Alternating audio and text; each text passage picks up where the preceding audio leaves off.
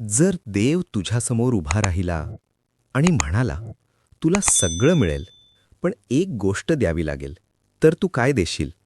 ही कथा आहे देवाने काय घेतलं याची नाही, तर माणसाने काय सोडलं याची. एका गावात माधव नावाचा माणूस राहत होता. तो चांगला होता, पण कायम दुःखी. त्याचं एकच म्हणणं होतं, देव सगळ्यांकडून काहीतरी घेतो, माझ्याकडून सगळंच का? एक दिवस त्याने ठरवलं, आज देवाला थेट प्रश्न विचारायचा. तो जंगलातल्या जुन्या मंदिरात गेला. ते मंदिर ओसाड होतं. दिवा विझलेला, घंटा गंजलेली. माधव ओरडला, देवा, तू असेल तर बाहेर ये. तू माझ्याकडून नेमकं काय घेतलंस? तेवढ्यात मागून आवाज आला, सगळं नाही, अजून एक गोष्ट बाकी आहे.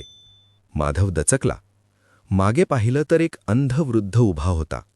वृद्ध म्हणाला, मला मंदिराबाहेर नेशील का?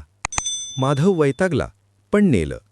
थोडं पुढे गेल्यावर एक स्त्री रडत बसलेली होती. माझं नशीब संपलं, ती म्हणाली. माधव तिला थांबायला सांगतो, पण आतून आवाज येतो की तू तुझं दुःख मोठं समजतोस. तो पुढे जातो. तेवढ्यात एक झाड कोसळतं. त्याखाली एक कुत्रा अडकलेला. माधव धावतो. हात रक्तबंबाळ होतात, पण कुत्रा वाचतो.